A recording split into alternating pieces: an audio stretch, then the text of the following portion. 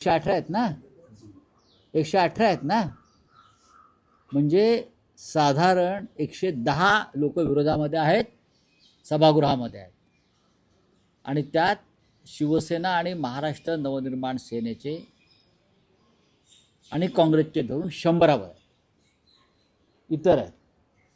तुम्हाला हा 100च्या वरचा विरोधकांचा आकडा कमी वाटतोय का? त्यांना इकडली काडी तिकडे करू देणार नाही. महाराष्ट्राच्या किंवा मुंबईच्या संदर्भात चुकीचं काय करणार असतील ना, एवढी ताकद महापालिकेमध्ये आज विरोधकांची आहे, जी कधीच नव्हती. त्याच्यामुळे महापौर गमावला हे महाराष्ट्राचं आणि मुंबईकरांचं दुर्दैव आहे.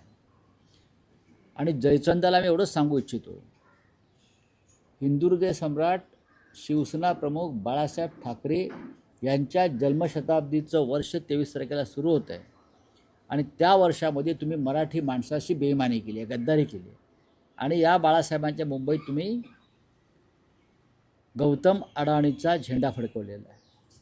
मराठी माणूस तुम्हाला आयुष्यात माफ करणार नाही. आज तुम्ही सत्तेवरती आहात, अजून काही काळ राहू शकाल, काही काळ म्हणतो मी, पण हे जयचंद, हे बाळाजी पंत नातू, यांना भविष्यामध्ये मुंबईत फिरणं, महाराष्ट्रात फिरणं मुश्किल होईल. मराठी माणूस अत्यंत संतापलेला आहे, चिडलेला आहे. ज्या एकजुटीनं तो ठाकरे बंधूंच्या मागे उभा राहिला, ही अभूतपूर्व अशी घटना आहे.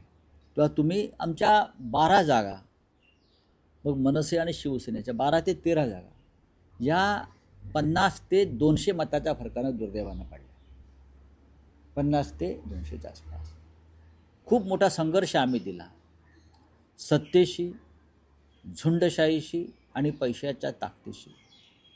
तरी आम्ही या स्थितीपर्यंत आलो की आम्ही तुम्हाला महापालिकेत चुकीचं काम करण्यापासून रोखू शकतो. त्याचबरोबर संपूर्ण महाराष्ट्राचा विचार केला तर सर्वाधिक जास्त सत्ताधारीमध्ये भाजपा, भारतीय जनता पक्ष, शिंदे यामध्ये मागे पडले. पण राऊतसाहेब, जवळपास 40,000 नगरसेवकांपैकी 1450 नगरसेवक भाजपचे. बघा, भारतीय जनता पक्षाच्या जागा जिंकल्या मोठ्या प्रमाणात, याबद्दल आम्ही त्यांचं अभिनंदन करतो. लोकशाही आहे, हातात सत्ता आहे. कालच मी अखिलेश यादव यांचं एक वक्तव्य ऐकत होतो, बरोबर ना? अखिलेश यादव यांनी सांगितलं, ज्याच्या हातामध्ये सत्ता असते, ज्याच्या हातामध्ये प्रचंड सत्ता असते त्या राज्याची, त्यांच्याशी स्थानिक स्वराज्य संस्थांच्या निवडणुकासंदर्भात लढा देणं सोपं नसतं.